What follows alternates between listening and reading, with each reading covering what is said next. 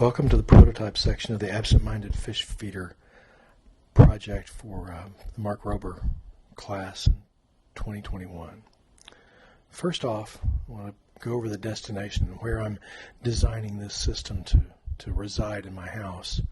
We've got a fish tank that's inside a wall, and that sounds all cool and wonderful until you have to deal with the fish tank, and then it makes things a little bit compact, a little hard to get to. Everything is a little bit of a compromise, it seems, in everything that you do, and you've only got about 6 inches above it to put anything that you need to work with. So here are the options that I looked at when I was researching how I wanted to build this fish feeder that would sit on top of that tank. The first was a rotating disc in the horizontal direction, so you've got a disc with holes that rotate around, and when it gets over the water it drops the food. There's a piston design where the piston slides back and forth and again carries the water or carries the food out over the water and then drops it into the fish tank. Third was a conveyor sort of option, so you've got a tank track sort of conveyor belt, and the fish food comes down into a cup in the conveyor, and then that rotates over the water and dumps. And finally I came to a rotating disc option, where the rotating disc is in the vertical, not horizontal direction, and so that automatically seals things up. It is a proven design. There's powder measures for the reloading world that work this way. So you get this rotating disc that has a hole in the top of it at its starting point, and the fish food in this case would go down in the hole, then it rotates, and when it stops it's over a spigot that lets the fish food go out into the water. And that looks like the most promising candidate for going forward. So we have a candidate.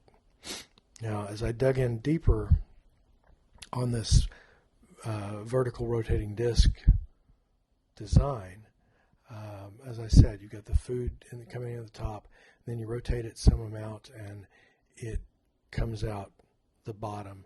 Here I've drawn an estimate of approximately 120 degrees of swing between fill and empty on the rotating disc.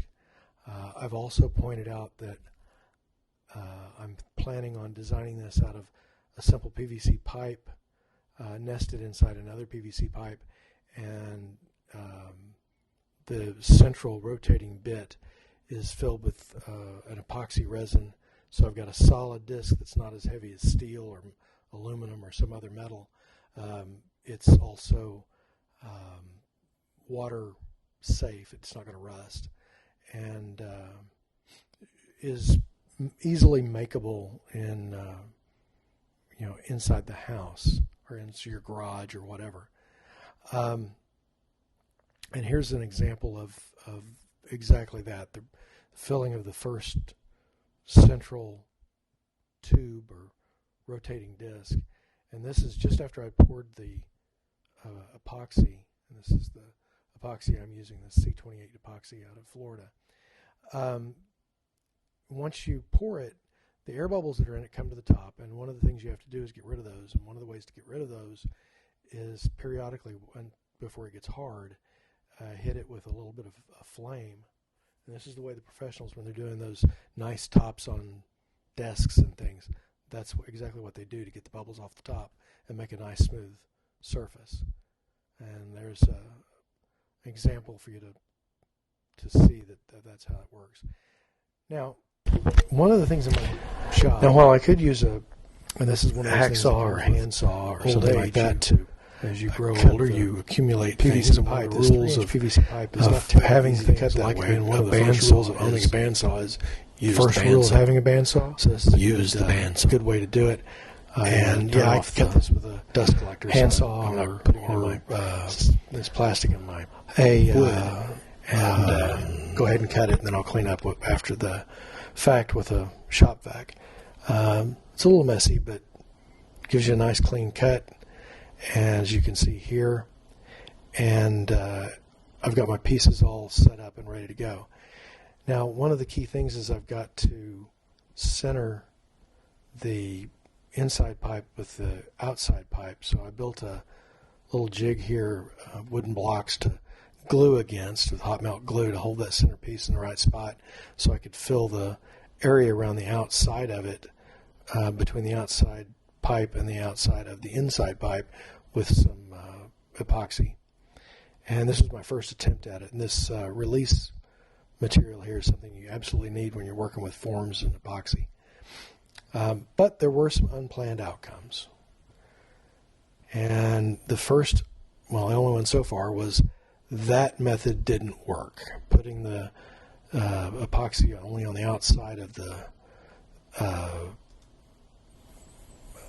on the inside of the outside pipe, and having in essence two epoxy bits, and trusting on the inside pipe to be my rotational piece, trying to get that apart just shattered, and it didn't work very well.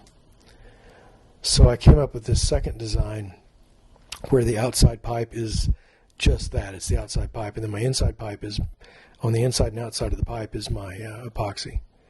So what's next? I haven't got everything all put together yet, and the what's next is finding the mechanism to make the rotation happen.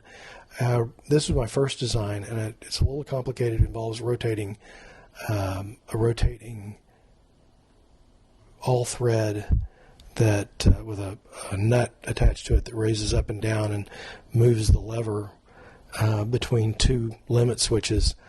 And the idea is to tie this into a already existing smart home device that turns on the air on the fish tank every morning and turns it off every night.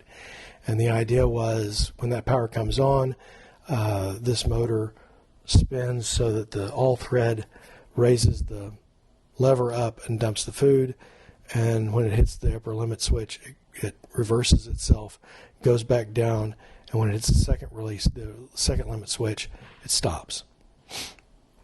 While this is electrical, as Mark pointed out, it's not programmed. This is a fairly straightforward circuit to build, but it's a little more complicated than I wanted, and getting the torque right on that is going to be interesting. So an alternative, after watching his build, I got to thinking about using a spring for the reset and then directly mounting a motor of some sort, either geared for the torque or whatever, directly to the center of the rotating bit, so it rotates it up, and as soon as it hits an upper limit switch, it turns the motor off, and the spring pulls it right back down. And it's reset for the next morning, because this thing only has to go once per day. And I think the automatic on bit, so when the power hits it, it turns on the motor and does its cycle and then turns itself off, is the easiest circuit to build. So those are my plans going forward, and we'll see what the first build looks like. Thank you very much for your time, and I appreciate any comments that you have about what I've done so far.